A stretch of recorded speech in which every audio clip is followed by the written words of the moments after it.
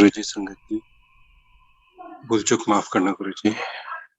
संगत जी, आज सुबह गुरुजी ने मेडिटेशन के टाइम जो बख्शिश बख्शी, जो ब्लेसिंग्स थी वो मैं शेयर कर रहा हूँ। भूल चूक माफ करना गुरुजी।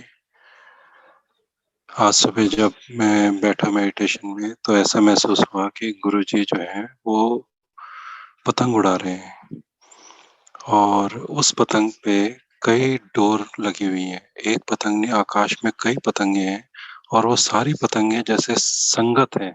It is not a kite, it is संगत इटसेल्फ, जिनकी डोर गुरुजी के हाथ में है। कई बार आपस में कुछ पतंगे उलझ जाती हैं और मैं पूछ रहा हूँ कि गुरुजी, जब आप ही उड़ा रहे हो फिर उलझा क्यों रहे हो? गुरुजी ने कहा कि इनके कर्म आपस में बंधे हुए हैं। उलझाने के बाद फिर सुलझाते भी वही है। उस वक्त मैं पूछ रहा हूँ कि जब आपने पहले उलझाई थी, इनके कर्म साथ में बंधे हुए थे, तो फिर आप सुलझा कैसे रहे हो? तब उन्होंने कहा कि जो संगतें सिमरन करती हैं, जाप करती हैं, सत्संग करती हैं, उनके धीरे धीरे गांठें मैं खोलता जाता हूँ, विकारों से अलग करता जाता हूँ। तभी संगत जी मैंने देखा कि एक पतंग जो है वो कट गई। हवा में ही मैंने देखा कि that is just going unlimited, कहीं पर आकाश में जा रही है। और मैं पूछ रहा हूँ, जब आप ही के हाथ में डोर है, फिर वो कहाँ जा रही है? कई बार ऐसा होता है कि पतंग कटती है और नीचे आने के बजाय आकाश में चले जाती है। एंड आई एम आस्किंग गुरुजी कि जब वो संगत है, आपके हाथ में उसकी डोर थी, तो फिर आपके हाथ से अगर वो कटी तो वो कट के गई कहाँ? आकाश में क्यों जा रही है वो? तब गुरुजी ने बताया कि जिसको मुक्ति मिलती है वो आकाश की तरफ चला जाता है और जिसको मुक्ति नहीं मिलती वो वापस जमीन पर आ जाता है, धरती पर आ जाता है। It is not necessary that you are going to get elevated directly. You are going to get elevated directly. You are going to get moksha directly. Again, it is part and parcel of Simran. कितना आप करते हो, कितना जाप आप गुरुजी के चरणों में अर्पण करते हो। साथ के साथ एक चीज और गुरुजी ने समझाई कि हमें छोटी छोटी ब्लेसिंग्स वो हर पल देते रहते हैं। जिस वक्त वो ब्लेसिंग्स देते हैं उस वक्त हमारा ही जाप जो हमारी गुल्लक में गुरुजी के पास हम जमा कर रहे हैं, उसी में से इस्तेमाल होता है। हम शुक्राना तो 100% करते हैं, लेकिन फिर भी वो जाप खर्च होता है। हमें अपना जाप बढ़ाना है, ध्यान बढ़ाना है। जितनी बार ध्यान में बैठे गुरुजी से क्वेश्चंस जरूर करें। गुरुजी बहुत प्यार से, संगत जी इतने प्यार से समझाते हैं कि अगर आप उनसे एक बार बात करना शुरू करेंगे तो वो आपको हर पल रिप्लाई देंगे। हमारे अंदर भी शोर है, हमारे बाहर भी शोर है।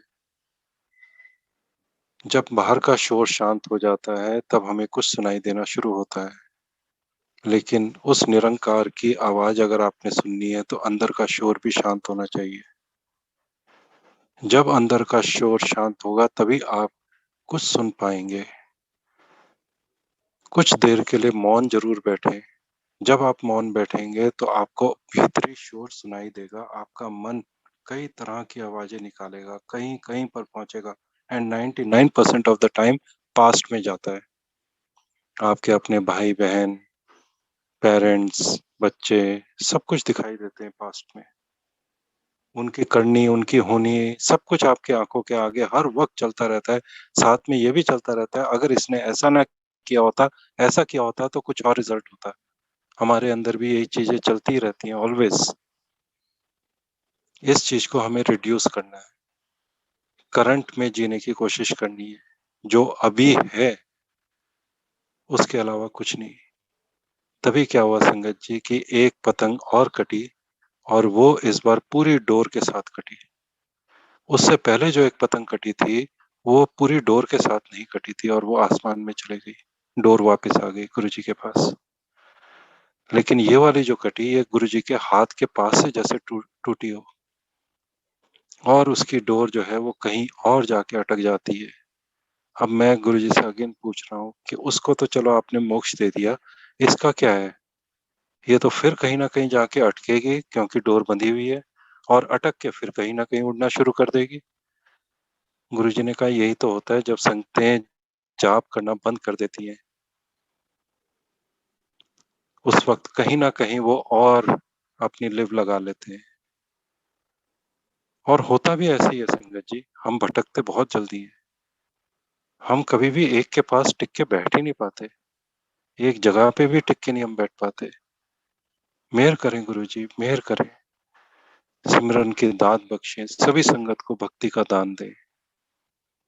शुक्राना गुरुजी, आज की ब्लेसिंग्स का बहुत-बहुत शुक्राना, अनंतम शुक्राना। कुछ कहने में गलती हुई हो संगत जी माफ़ करना, भूल-चूक माफ़ करना गुरुजी। शुक्राना गुरुजी।